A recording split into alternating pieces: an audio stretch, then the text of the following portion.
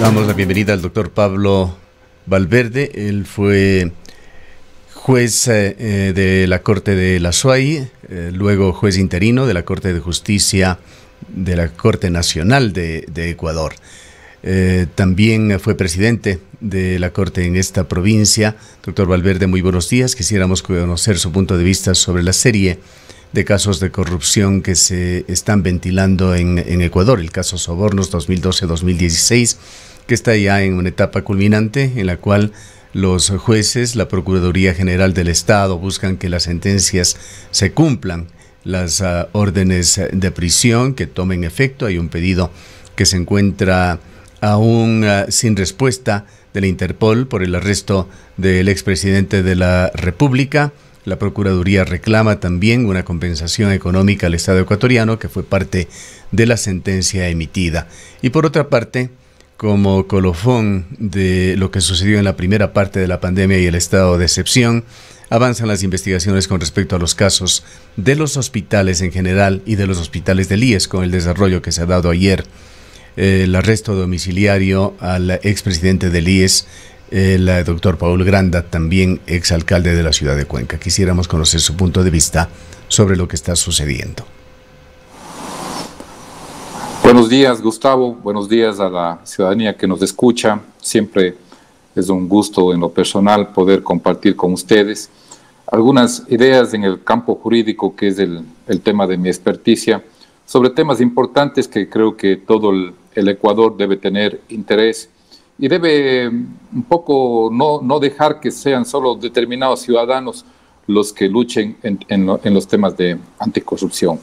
Yo creo que el mejor homenaje que le podemos hacer a personas como al economista Rodríguez es precisamente seguir en la lucha para poder erradicar y visualizar ante la sociedad cuáles son los principales problemas que se van presentando, porque efectivamente usted ha hecho un buen recuento histórico de los últimos acontecimientos que tienen que ver con el tema del Instituto Ecuatoriano de Seguridad Social. Pero si nosotros, los ecuatorianos, nos vamos años atrás, creo que podemos recordar con absoluta claridad que todo el tiempo ha sido materia de denuncia el hecho de que en la compra de los medicamentos nunca se lo ha realizado apelando y aplicando la necesidad que tienen precisamente los pacientes que puedan tener en el campo de la medicina. Es decir, se aprovechaba, acuérdense la ciudadanía, cómo había denuncias del periodismo, en el sentido de que, por ejemplo, compraban gasas para 5 años, para 10 años, esparadrapo para 20 años, determinados medicamentos embodegados. Es decir, esto no es de ahora. A mí me parece que lo importante, y refiriéndome a lo que dije como un justo homenaje a gente que ha luchado por estos temas, es precisamente poder alcanzar el cambio de la normativa. Vea usted que el ingeniero Rodríguez se refiere en forma enfática a cómo la normativa en muchos de los casos es un obstáculo, porque si la normativa permite que sean los directores de los hospitales los que hagan directamente la compra de la medicina hasta determinada cuantía, y si es que revela que se han forjado ahí mafias que hacían las compras, es efectivamente lo que hay que buscar es que esa normativa ya no esté vigente y hacer los cambios necesarios para que aquello ya no vuelva a ocurrir. Es decir, ahí tiene que haber un equipo técnico que clarifique cuál es la modalidad, quién tiene que tener la competencia para la compra y efectivamente establecer también los controles respectivos para que no se los deje a que sean ellos los que terminen haciendo lo que les dé la regalada gana. Es decir, siempre tiene que haber una competencia, pero tiene que haber también un control a esa competencia para que el dinero de los afiliados esté bien gastado. Vean ustedes, por ejemplo, la otra vez en este mismo medio de comunicación yo hacía un llamado, y creo que siempre es oportuno, ¿cuál es lo programático de los candidatos a presidente de la República respecto al Seguro Social? Yo creo que eso es un tema de trascendental importancia para todos los ecuatorianos. Es decir, ellos nos deberían decir qué van a hacer en el Seguro Social, cuáles son las reformas que se van a implementar, porque de lo contrario vamos a seguir en este círculo vicioso de en 2 años, 3 años, volver a lamentarnos de que ha ocurrido nuevamente situaciones y solventamos lo urgente, pero no lo importante. Es decir, toda esta normativa que ha impedido de que efectivamente haya buenos controles en todo lo que significa el manejo del seguro social, el manejo de la salud pública también, donde que el economista Rodríguez se refería también a que ahí hay problemas también en la compra de las medicinas. Entonces, yo creo que el momento en que la gente le ponga a visualizar toda la problemática y haya el compromiso político de solucionar en forma eficaz y oportuna toda esta situación que a la larga es la que provoca precisamente que la gente abuse, yo creo que ahí conseguiremos muchas cosas.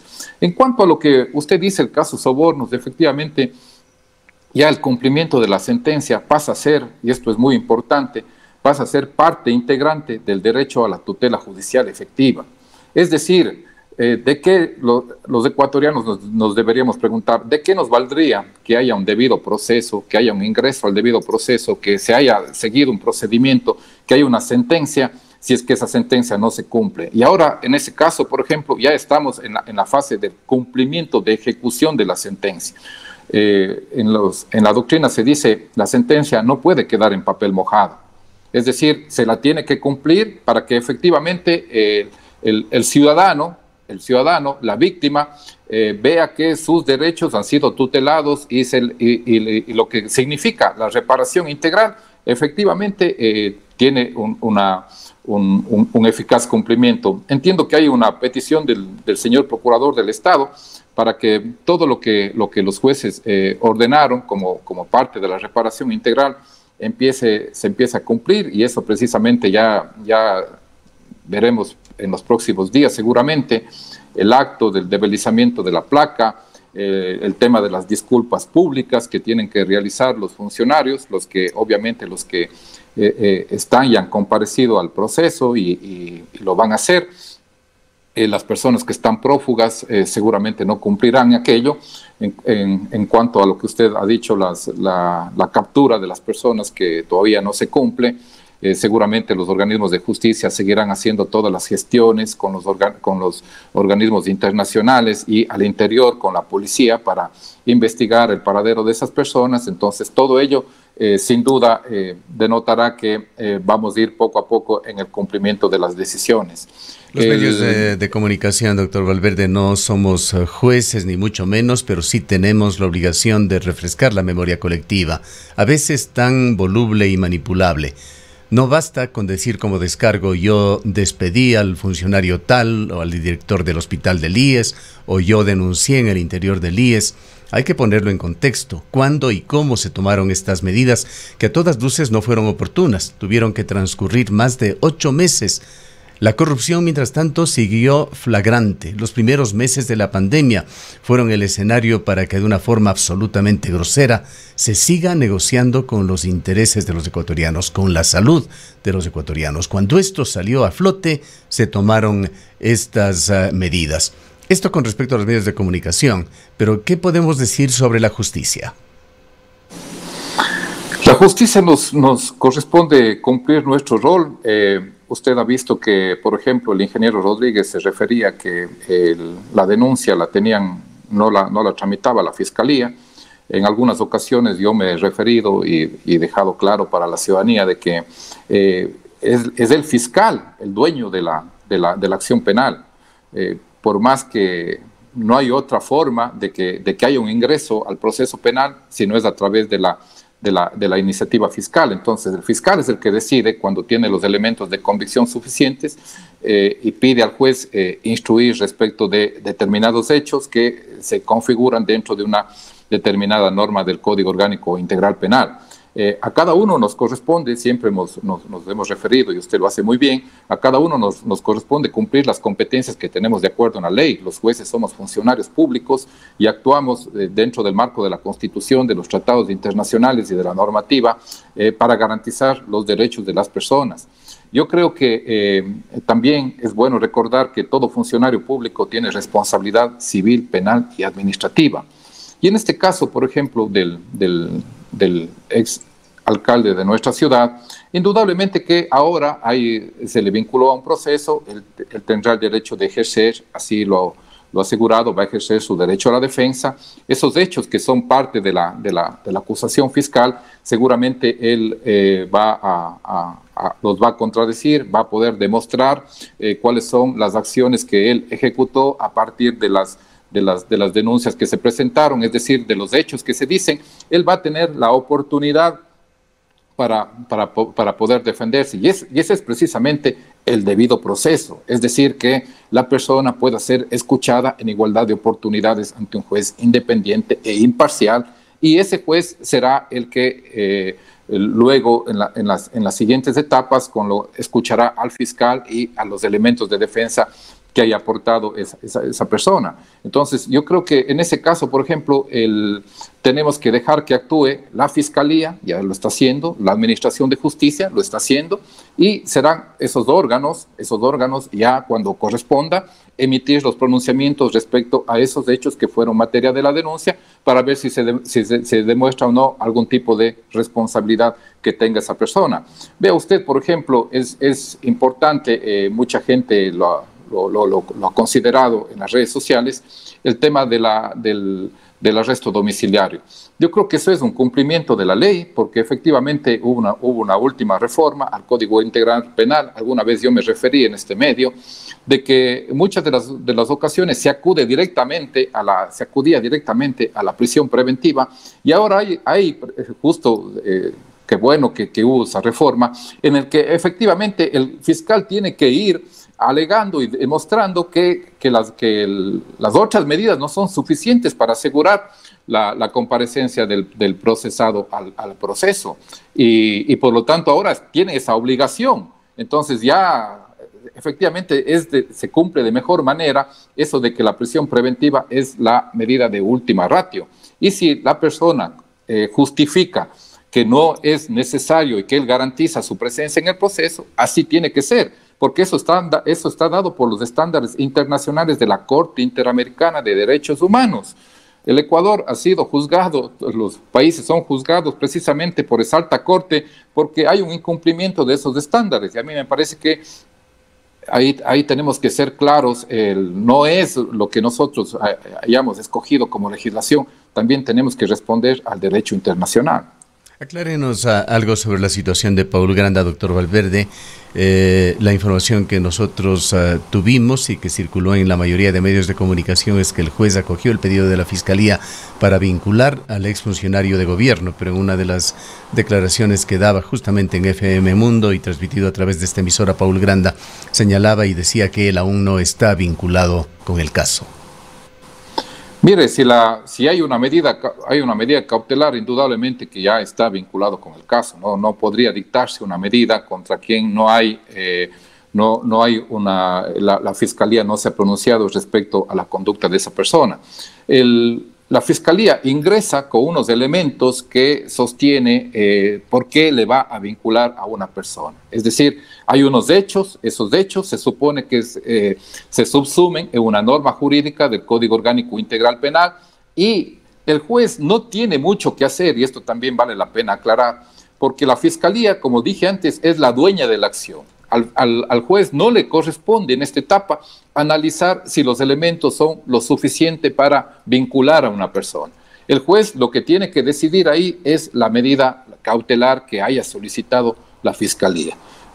Vuelvo, repito, a ver, si el fiscal decide acusar a una persona, yo no tengo la posibilidad de oponerme como juez. Simplemente tengo que dar paso a esa acusación, tengo que notificar a la persona con el inicio de la instrucción fiscal en su contra, y lo que sí yo tengo que resolver es sobre los derechos de esa persona, por ejemplo, en cuanto a la medida cautelar. Y ahí sí al juez le corresponde resolver en base al pedido de la Fiscalía y lo que él argumente y justifique, y en base a lo que el procesado argumente y justifique, cuál puede ser la medida cautelar más idónea para garantizar lo que dijimos, lo que quiere el sistema normativo, es decir, la inmediación de la persona con el proceso, el cumplimiento de la pena, así como también el resarcimiento a la víctima respecto de los daños que pudo haber sufrido. Entonces, el juez hace una evaluación, una ponderación de frente al catálogo de medidas que tiene y dicta la que él considera es la medida suficiente que va a garantizar todo lo que quiere el sistema normativo. La Fiscalía, la Procuraduría, la Contraloría General del Estado, hasta donde nosotros entendemos, doctor Valverde, están llamadas a defender los derechos y los bienes del Estado. Se los ha acusado, sin embargo, en los últimos años de direccionamiento político. El blindaje que se dio a muchos funcionarios en el gobierno anterior de Rafael Correa ha quedado patentado en el propio caso Sobornos 2012, 2016 y en muchos otros que no llegaron a ser procesados. El blindaje que se ha dado a funcionarios del actual gobierno también ha quedado sentado, por lo menos a nivel de varios documentos de carácter periodístico, publicaciones en varios portales de internet, muy fáciles de encontrar, dan cuenta de que estas situaciones siguen dándose. Pero en todo caso, ¿cuál es su opinión sobre lo que sucede con estas entidades del Estado ahora y lo que sucedió en el gobierno anterior? Yo creo que hay un cambio radical. Por ejemplo, en el tema de la Fiscalía, sin duda, hay una actuación de la señora fiscal que ha denotado que no ha querido ser complaciente con el tema del poder y ha investigado casos emblemáticos e importantes de la ciudadanía. Acuérdese usted, por ejemplo, lo que pasó con el fiscal general anterior, cuyas actuaciones, cuyo trabajo, si nosotros nos ponemos a medir, me parece que está muy por debajo de los estándares que ahora tiene la Fiscalía. Igual los otros organismos. Acuérdese usted que por ejemplo, en el caso del Contralor, del ex-Contralor del periodo anterior, siempre se le ponía ante la opinión pública que era el que sacó 100 sobre 100 en el concurso. Es decir, la imagen que se vendía era que nosotros teníamos el mejor Contralor del Estado. Sin embargo, basta ver todo lo que se ha investigado luego, que denota de que efectivamente para nada, de lejos, esa persona merecía aquel cargo. Entonces, había una situación, y no lo digo yo, lo dicen todos los medios de comunicación que han revelado, esa situación de propaganda donde que ante la opinión pública se le ponía que el funcionario público era el mejor y el que cumplía sus labores. Sin embargo, aquello no ocurría, es decir, se vendía aquella idea y nosotros estábamos, la gente se convencía a través de las sabatinas de que efectivamente aquello estaba ocurriendo, de que se estaba protegiendo el interés público. Sobre los ex fiscales, entre ellos Galo Chiriboga, que rayó realmente con el escándalo. Eso le dije, o sea, por ejemplo, el fiscal Galo Chiriboga dejó muchas cosas, su actuación está muy criticada y a mí me parece que no estuvo a la altura de lo que significa ser el fiscal general del Estado y esos cargos que a los que se ha referido. Es decir, de alguna forma fueron direccionados para que precisamente cumplan lo que el gobierno quería. Pero aquí también me parece una cosa interesante que hay que resaltar, Gustavo, y usted que es un destacado ciudadano y periodista, no podemos dejar, porque voy siempre yo al tema de que no hay que solucionar lo urgente, sino lo importante. Vea usted, por ejemplo, la denuncia que hubo ayer en nuestra ciudad del tema de la violencia. Es decir, no se alcanza a cubrir todas las denuncias que existen respecto de las cosas que vive la mujer en el día a día. Y son una de estadísticas alarmantes. Entonces, ¿qué pasa ahí con la Fiscalía? No tiene el elemento humano necesario para dar cabida a poder cubrir todas las denuncias que existen. Entonces, mientras eso no ocurra, mientras no tenga el presupuesto del Estado que le permita nombrar al número de fiscales que sean necesarios para poder cumplir el trabajo con responsabilidad, garantizando el debido proceso y hacer una investigación técnica eficiente, indudablemente vamos a seguir en ese tema. Entonces yo creo que siempre tenemos que darle la mirada a lo importante y no solo a lo urgente y tratar de que esas situaciones que tienen las instituciones públicas se las solucione para que efectivamente nosotros poder demandar un mejor servicio, porque es claro y evidente si es que si es que el número de fiscales no alcanza para que pueda cumplir con la investigación de todas las denuncias que se presentan, la gente se siente desprotegida y siente que la impunidad es la que está campeando aquí. Y si nosotros como sociedad nos preocupamos, por ejemplo, en el tema de la violencia y no alcanzamos que la institución pública cumpla con su rol debido a estas circunstancias que refiero, escapa ya a la voluntad del funcionario público, indudablemente vamos a tener que seguir arrepintiéndonos de no haber solucionado lo importante. Entonces yo creo que esas cosas también sería urgente que los candidatos a la presidencia de la República tengan un pronunciamiento expreso de cómo van a solucionar las cosas, porque ¿qué pasa si es que el tema de la violencia sigue campeante y nosotros como ecuatorianos, las mujeres dicen ya basta, ni una más? Pero ¿qué respuesta les damos como sociedad? Entonces yo creo que ese es el camino que nosotros tendríamos que recorrer para que precisamente las circunstancias cambien y la gente se sienta protegida en sus derechos. Muchas cosas de las ocasiones cambiaron en el país. Se dio un importante golpe de timón con Julio César Trujillo. Se intervino en varias instituciones, en unas mejor que en otras, pero uno de los grandes errores de Julio César Trujillo, así se coincide por parte de diversos análisis, fue lo que sucedió en la Contraloría. Allí, en definitiva, no se cambió nada. Y continúa el ex subcontralor del correísmo, Pablo Polid, aferrado al cargo de contralor, mientras esta entidad se encuentra en una especie de limbo hasta que se defina si es que transita o se cambia o no a un tribunal de cuentas. ¿Cuál es su opinión sobre la situación de la Contraloría? Vea, el tema pasa por la persona que llega al cargo, indudablemente. O sea, nosotros tenemos, recién falleció el doctor Hugo Ordóñez de Espinosa, fue un excontralor del Estado, un ciudadano ecuatoriano, un ciudadano cuencano. Nos tenemos que enorgullecer de aquello que nos hizo quedar muy bien cuando le tocó cumplir las funciones. Está también el doctor Corral, que también cuencano, cumplió aquellas funciones. Entonces, a mí me parece que termina circunscribiéndose al tema de que la gente quiera cumplir las responsabilidades y sus competencias con honestidad y para que la institución cumpla. Nosotros, si el que con todo el caso anterior y el de ahora que usted se refiere a esa institución, nosotros creeríamos que la institución no sirve, pero ¿y por qué? Y nos preguntamos, ¿y por qué antes sirvió? ¿Por qué antes sí se fiscalizó?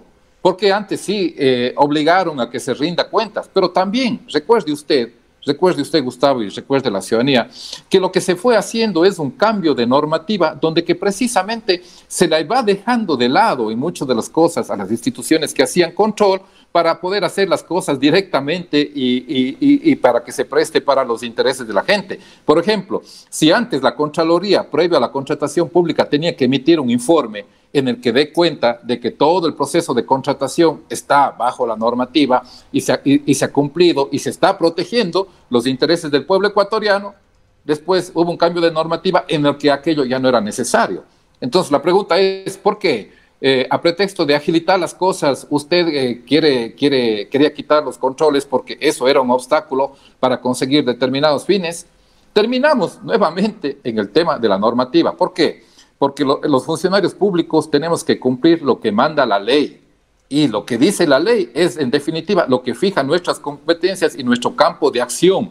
Por lo tanto, lo que se tiene que revisar es si esa normativa está permitiendo cumplir esa lucha contra la corrupción o es una puerta abierta para que los funcionarios que sean inescrupulosos y que van a hacer del servicio público una oportunidad para beneficiarse ellos, la normativa más bien les beneficia y y les abre la puerta para que puedan ejecutar todo tipo de acciones en contra de los intereses de todo el pueblo ecuatoriano. Una rectificación, habíamos dicho Pablo Polid, nos referíamos a Pablo Celia, el actual contralor, y surge allí una pregunta que nuevamente, por enésima ocasión, lo planteamos públicamente. ¿Qué ha pasado con las glosas de Jesúa por el proyecto de Hidropaute, de Sopladora concretamente? 350 millones de dólares aproximadamente, que fue el tope. No se podía poner más multas debido a las condiciones del contrato, de lo que no sabemos si el Estado, la Contraloría en concreto, ha realizado por fin una determinación. Mientras tanto, Geshueva, hasta donde conocemos, es uno de los candidatos y bastante firmes a ser socio estratégico en la monetización de Sopladora. Este es el tipo de preguntas y de respuestas, sobre todo, que debería dar el gobierno y las preguntas que debemos plantear. Ojalá la situación de la Contraloría en algún momento progrese en el sentido que sea, pero podamos tener también mayor tranquilidad los ecuatorianos en la Contraloría General del Estado, como sin duda, y coincidimos totalmente con usted, lo tiene en buena medida ya en la Fiscalía, a pesar de los graves problemas que persisten, entre ellos la escasez de fiscales en el país. Le dejamos en una reflexión conclusiva, doctor Valverde. Muchas gracias. Yo creo que debemos dejar de ser simples observadores, tenemos que la ciudadanía estar activa. Yo creo que tenemos que seguir, como dije al inicio, el ejemplo de gente como el economista Rodríguez, que entregó su vida a luchar por la corrupción. Esto además, constitucionalmente, hay que dejar en claro, es una obligación de todos los ecuatorianos luchar contra la corrupción. No es un tema discrecional de que si yo me intereso o no me intereso, no señor, y más aún de un funcionario público. Entonces yo sí creo que tenemos que ser mucho más activos, estar atentos, proponer acciones y de verdad creo que tenemos que preocuparnos para que los candidatos tengan temas puntuales respecto a instituciones muy importantes. El seguro social es algo de la que sin duda pende la tranquilidad y la seguridad jurídica de este país, porque todas las personas dependemos en los campos de la salud y la jubilación principalmente de ese instituto. Si nosotros no lo resguardamos, si nosotros permitimos que siga la normativa que existe, posibilitando que gente inescrupulosa haga de ese instituto la oportunidad para llevar la plata a sus bolsillos, como ha ocurrido con la gente que negociaba las medicinas, indudablemente, digo yo, volveremos dentro de 6 meses, dentro de 1 año y medio, dentro de 5 años a volver a hablar del tema y no habremos solucionado lo importante. Vea, por ejemplo, yo creo que aquí podríamos establecer la gran oportunidad en temas económicos que indudablemente son de repercusión importantísima en el vivir de nuestro país. Se forman comités de economistas que lo que quieren es aportar para cómo llevar a cabo la economía. ¿Por qué no se hace eso, por ejemplo, con las instituciones, como usted propone? ¿Por qué, por ejemplo, no se reúne a todos los excontralores del Estado para que desde su experiencia particular en el ejercicio del cargo den cuenta cuáles eran las fortalezas y las debilidades de aquel cargo? ¿Por qué no se reúnen todas las personas expertas en la seguridad social y dicen, esta normativa es la que tiene que cambiarse en forma urgente y estos son los controles que se tienen que establecer de tal manera que no dependa las decisiones de una sola persona y haya un control mayor para que efectivamente nuestros dineros estén resguardados? Creo que si es que salimos de esa pasividad que muchas de las cosas, esa zona de confort nos agrada y siempre solo nos dedicamos a opinar solo a través de las redes sociales, creo que podremos ejercer una ciudadanía responsable, altiva y que cuidemos nuestros intereses y nuestros derechos. Muchas gracias, Gustavo, por la oportunidad de dirigirme a la ciudadanía. A usted por habernos atendido, doctor Valverde. El doctor Pablo Valverde es juez de la Corte Nacional de Justicia.